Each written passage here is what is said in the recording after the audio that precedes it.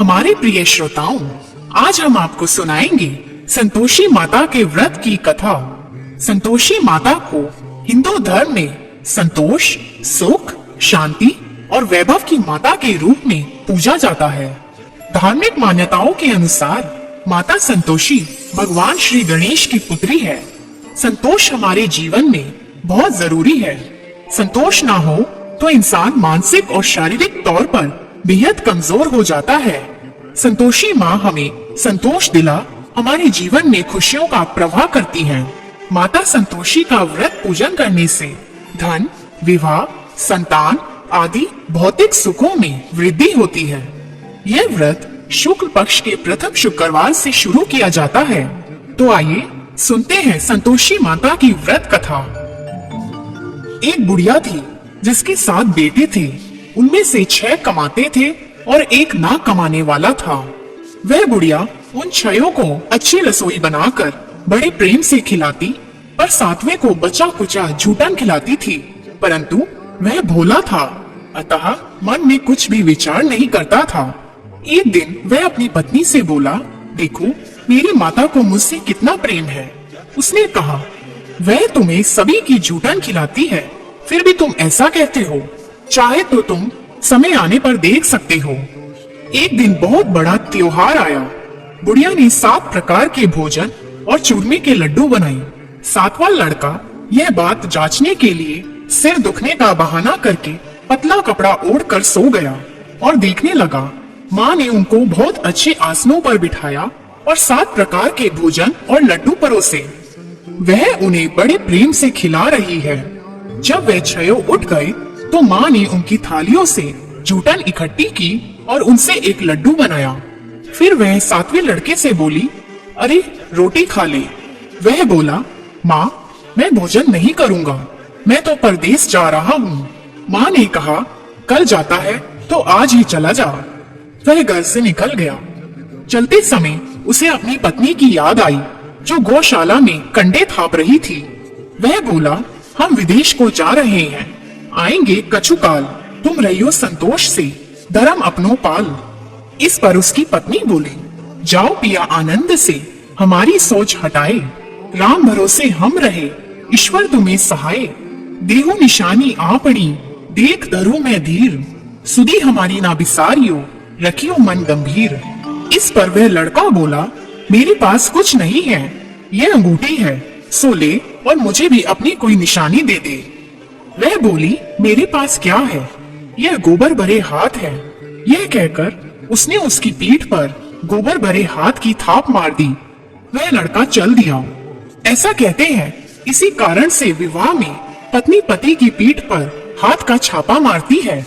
चलते समय वह दूर देश में पहुंचा। वह एक व्यापारी की दुकान पर जाकर बोला, भाई मुझे नौकरी पर रख लो। व्यापारी को नौकर की जरूरत थी। फिर वह बोला, आपका काम देखकर तनख्वाह देंगे, तुम रह जाओ।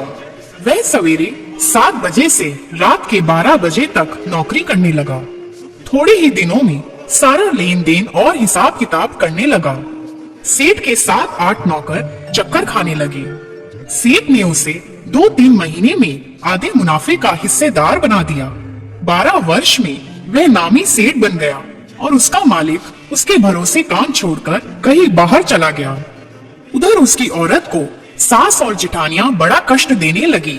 वे उसे लकड़ी लेने जंगल में भेजती, भूसे की रोटी देती, फूटे नारियल में पानी देती। वह बड़े कष्ट से जीवन बिताती थी। एक दिन जब वह लकड़ी लेने जा रही थी तो रास्ते में उसने कई औरतों को व्रत करते देखा। वह पूछने लगी, बहनों ये किसका व्रत है, कैसे करते हैं और इससे क्या फल मिलता है? तो एक स्त्री बोली, यह संतोषी माता का व्रत है, इसके करने से मनोवांछित फल मिलता है।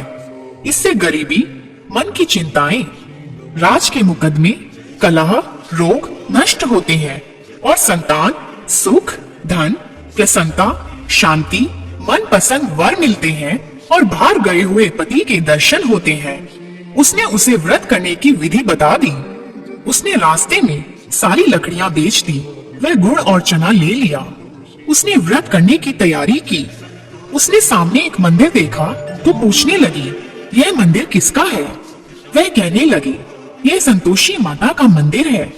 वह मंदिर में गई और माता के चरणों में लौटने लगी। वह दुखी होकर विनती करने लगी, माँ, मैं अज्ञानी हूँ, मैं बहुत दुखी हूँ, मैं तुम्हारी शरण में हूँ, मेरा दुख दूर करो। माता को दया आ गई। एक शुक्रवार को उसके पति का पत्र आया और अगले शुक्रवार को पति का भेजा हुआ धन मिला। अब तो जेठ जेठानी और सास नाक सिकोड़ के कहने लगे, अब तो इसकी खातिर बढ़ेगी, ये बुलाने पर भी नहीं बोलेगी। वह बोली, पत्र और धन आवे तो सभी को अच्छा है। उसकी आंखों में आंसू आ गए। वह मंदिर में गई और माता के चरणों में गिरकर बोली, हे माँ, मैंने तुमसे पैसा कब मांगा था? मुझे तो अपना सुहाग चाहिए। मैं तो अपने स्वामी के दर्शन और सेवा करना मांगती हूँ। तब माता ने खुश होकर कहा, जा बेटी, तेरा पति आवेगा। वह बड़ी प्रसन्नता से घर गई और घर का काम काज करने लगी। उधर संतोषी माता ने उसके पति को स्वप्न में घर जाने और पत्नी की याद दिलाई। उसने कहा, माँ, मैं कैसे जाऊँ? परदेश की बात है, लेन देन का कोई हिसाब नहीं है। माँ ने कहा, मेरी बात मान, सवेरे नहा धोकर मेरा नाम लेकर घी का दीपक जलाकर दंडवत करके दुकान पर बैठना। देखते देखते सारा लेन देन साफ हो जाएगा, धन का ढेर लग जाएगा। सवेरे उसने अपने स्वप्न की बात सभी से कही तो सब दिल लगी उड़ाने लगे। वे कहने लगे कि कहीं सपने भी सत्य होते हैं। पर एक बुड्ढे ने कहा, भाई, जैसे माता ने कहा है वैसे करने में क्या डर है। उसने नहा धोकर माता को दंडवत करके घी का दीपक जलाया और दुकान पर जाकर बैठ गया। थोड़ी ही देर में सारा लेन देन साफ हो गया, सारा माल बिक गया और धन का ढेर लग गया।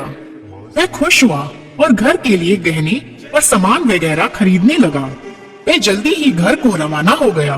उधर बेचारी उसकी पत्नी रोज लकड़ियां लेने जाती और रोज संतोषी माता की सेवा करती। उसने माता से पूछा, हे माँ, ये धूल कैसी उड़ रही है?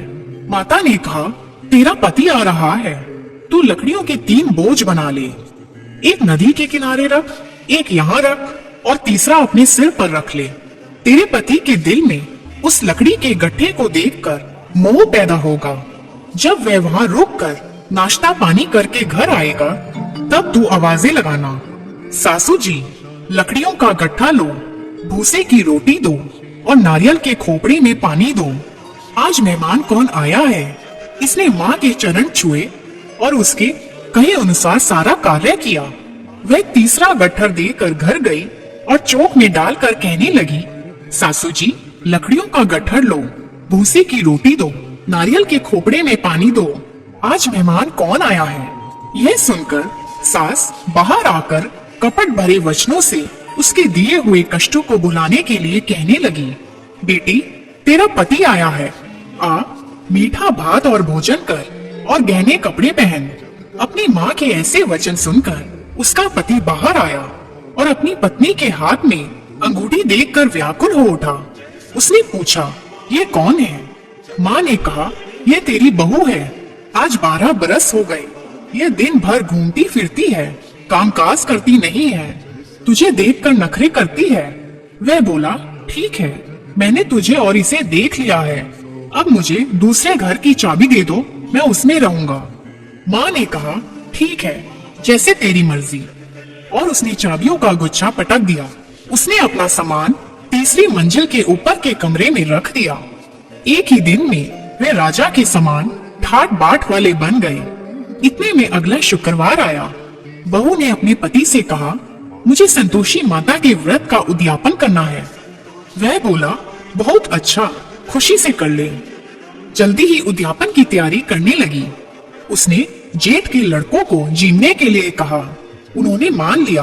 पीछे से जेठानियों ने अपने बच्चों को सिखा दिया, तुम खटाई मांगना, जिससे उसका उद्यापन पूरा ना हो। लड़कों ने जीम पर खटाई मांगी।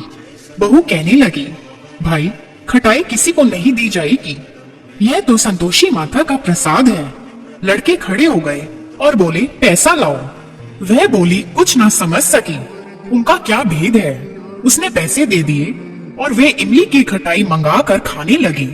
इस पर संतोषी माता ने उस पर क्रोध किया। राजा के दूत उसके पति को पकड़कर ले गए। वह बेचारी बड़ी दुखी हुई और रोती हुई माता जी के मंदिर में गई और उनके चरणों में गिरकर कहने लगी, हे माता, ये क्या किया? हंसाकर अब तू मुझे क्यों रुलाने लगी? माता बोली, पुत्री, मुझे दुख है कि तुमने अभिमान करके मेरा व्रत तोड़ा है और इतनी जल्दी सब बातें भुला दी। वह कहने लगी, माता, मेरा कोई अपराध नहीं है। मुझे तो लड़कों ने भूल में दल दिया। मैंने भूल से ही उन्हें पैसे दे दिए। माँ, मुझे क्षमा करो। मैं दोबारा तुम्हारा उद्यापन करूंगी। माता बोली, जा, तेरा पति रास्ते में आता हुआ ही मिलेगा।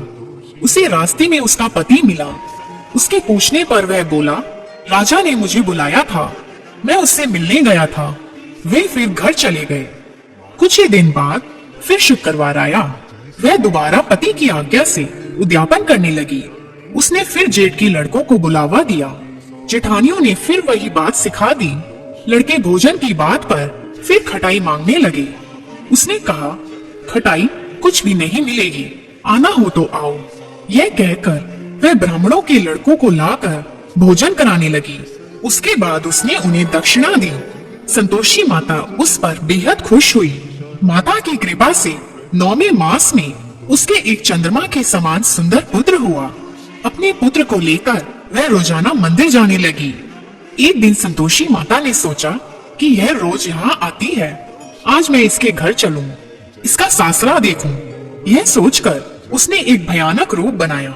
गुड़ में चने से सना मुख, ऊपर को सूंड के समान होठ, जिन पर मक्खियां भिनभिना रही थी। इसी सूरत में वह उसके घर गई।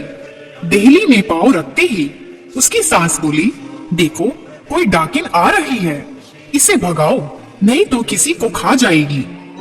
लड़के भागकर खिड़की बंद करने लगे। 7वें लड़के की बहू खिड़की से देख रही थी। वह वहीं से चिल्लाने लगी, आज मेरी माता मेरे ही घर आई है। यह कहकर उसने बच्चे को दूध पीने से हटाया। इतने में सास बोली, पगली, किसे देखकर उतावली हुई है, बच्चे को पटक दिया है। इतने में संतोषी माता के प्रताप से वहाँ लड़के ही लड़के नजर आने लगे। बहू बोली, सासू जी, मैं जिसका व्रत करती हूँ, यह तो वो ही संतोषी माता है। यह कहकर उसने सारी खिड़कियाँ खोल दी।